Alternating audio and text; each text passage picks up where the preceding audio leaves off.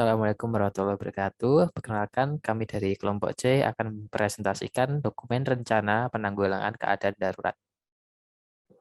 Berikut ini anggota dari kelompok C. Yang pertama, definisi dari pesawat sinar X.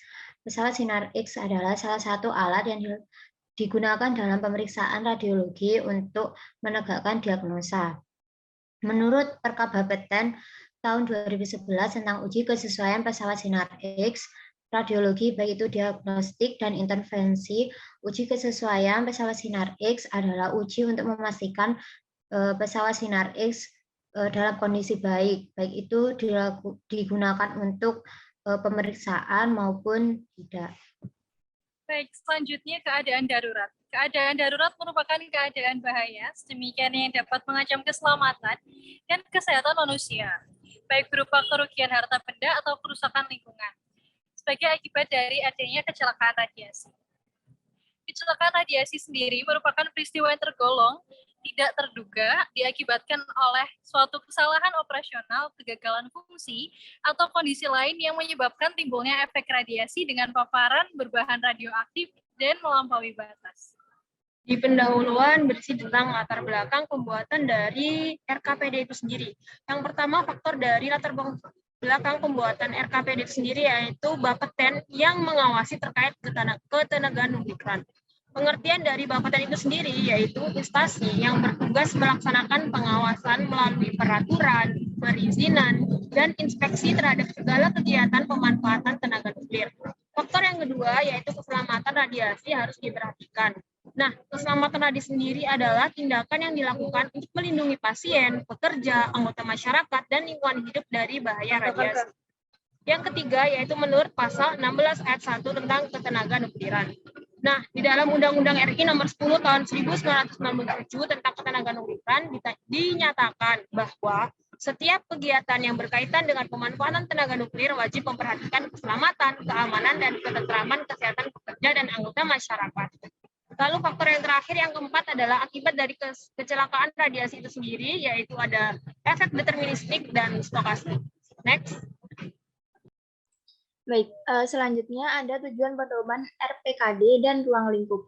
Untuk tujuan RPKD ini sendiri yaitu untuk memberikan pedoman kepada pemohon atau pemegang izin untuk menyusun program penanggulangan keadaan darurat. Lalu untuk ruang lingkupnya, ini berlaku bagi semua fasilitas radiasi yang mempunyai dampak radiologi tinggi, seperti instalasi radioterapi, instalasi kedokteran nuklir, dan lain sebagainya, di seluruh Indonesia, baik dalam keadaan normal maupun darurat. Next. Baik, selanjutnya adalah jenis sumber radiasi.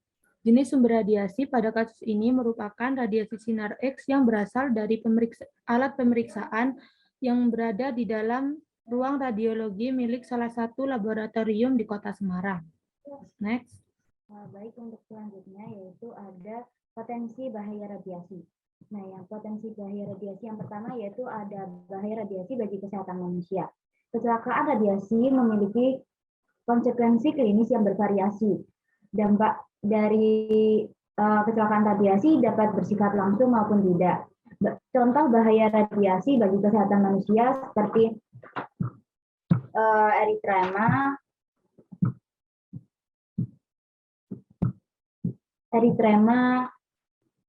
perubahan hematologi, kanker, tumor, hingga kecacatan pada keturunannya. Lalu yang kedua yaitu bahaya radiasi bagi lingkungan alam sekitar.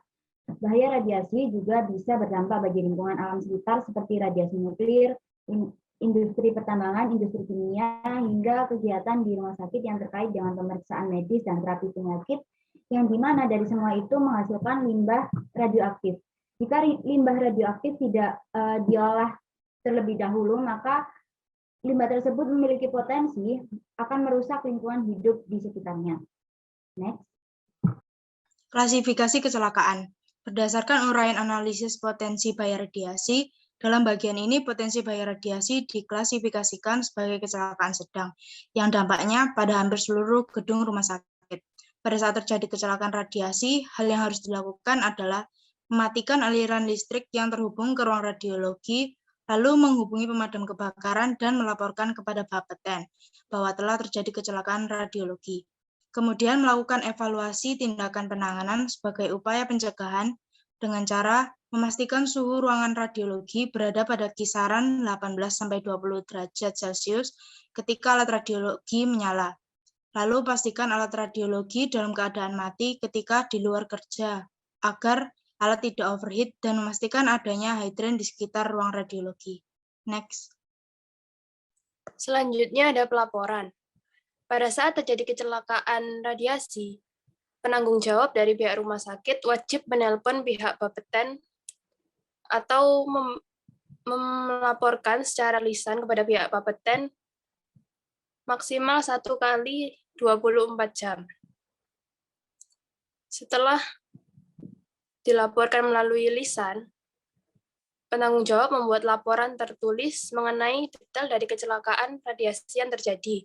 Apakah itu benar-benar karena kecelakaan abnormal atau ada kesalahan teknis, sehingga menyebabkan terjadinya kecelakaan.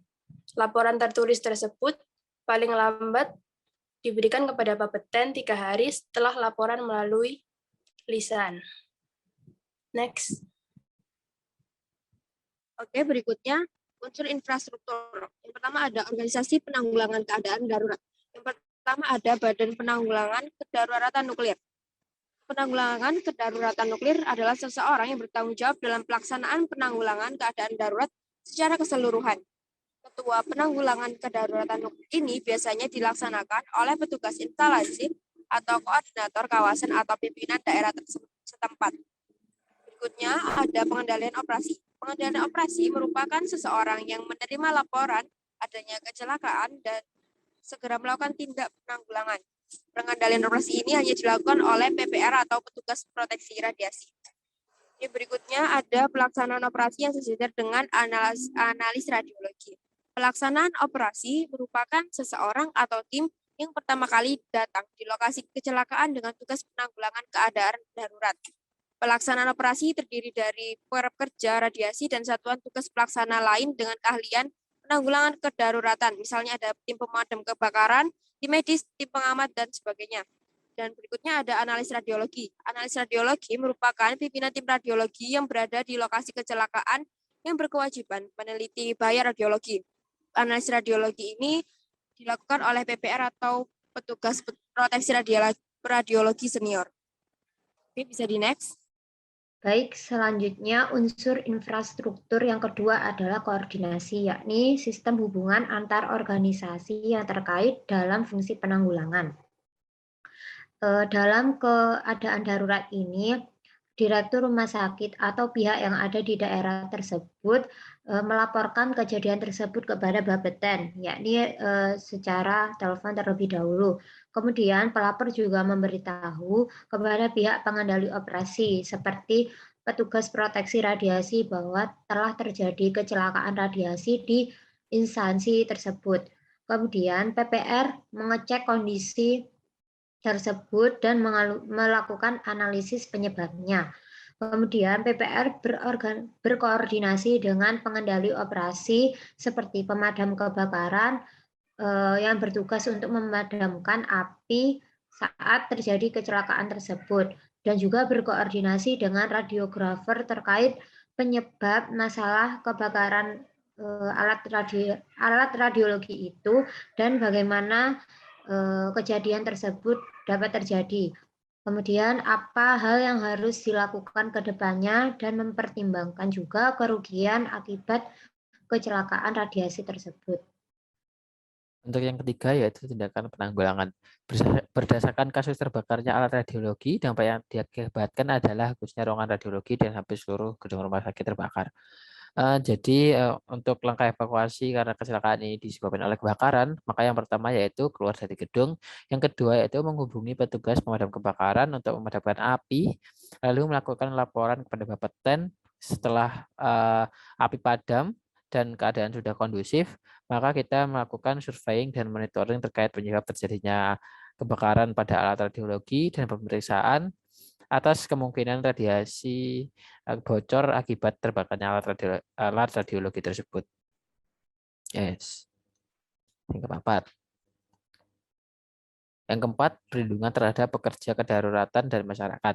Pada instalasi yang bekerja dalam bidang radiasi, pengusaha wajib mempunyai RPKD untuk mengatasi potensi bahaya dari kecelakaan radiasi yang mungkin terjadi selama pengoperasian. Ada juga pemeriksaan kesehatan secara berkala untuk pekerja, terlengkapinya alat perlindungan saat terjadinya peristiwa darurat, serta pengawasan dosis radiasi dan penyimpanan dokumen penting terkait apa saja yang terjadi di instalasi tersebut. Dan yang terakhir yaitu informasi dan instruksi kepada masyarakat. Pada saat terjadi kecelakaan radiasi, khususnya terjadi di tengah lingkungan masyarakat, kita harus memberikan informasi terkait hal tersebut. Apabila seorang berada dalam keadaan darurat radiasi dan perkiraan akan terpapar radiasi, maka kita dapat melakukan 3 cara ini. Yang pertama yaitu masuk ke dalam tempat yang aman. Yang kedua, tutup dan kunci jendela serta pintu, mendilah atau usap bagian tubuh Anda yang terbuka dengan kain lembab. Dan ketiga, ketika terjadi isolasi, tetaplah bertahan menggunakan radio, televisi, komputer, atau perangkat seluler untuk mendapatkan informasi terkini di wilayah Anda. Selanjutnya yaitu fungsi penanggulangan. Poin yang pertama yaitu pedoman untuk memberikan panduan dalam mengevaluasi kedaruratan radiologi yang diakibatkan adanya kecelakaan radiasi dan memberikan pedoman untuk menginisiasi dan aktivasi tanggap darurat di lapangan secara cepat dan tepat. Poin yang kedua yaitu memberikan panduan tindakan tanggap darurat radiologi untuk masing-masing personil penanggap awal atau first responder, misalnya polisi, pemadam kebakaran, dan medis kedaruratan. Poin yang ketiga yaitu mencegah efek deterministik dan efek stokastik terhadap masyarakat dan pekerja kedaruratan. Lalu poin yang terakhir yaitu memulai langkah tanggap darurat. Ya, selanjutnya merupakan gambar proses evakuasi dari kejadian kecelakaan radiasi di Semarang, Jawa Tengah, yaitu terbakarnya mesin radiologi pada lab kesehatan. Next. Artikel kasus. Dari pantauan iNews, para pegawai keluar berlarian dari samping gedung, sedangkan jumlah mobil yang terparkir di depan gedung langsung dievakuasi. Setelah 1 jam, petugas berhasil mengeluarkan alat yang terbakar tersebut. Hingga kini belum diketahui penyebab kejadian kebakaran tersebut. Berikut adalah presentasi dari kelompok C. Kurang lebihnya mohon maaf. Wassalamualaikum warahmatullahi wabarakatuh.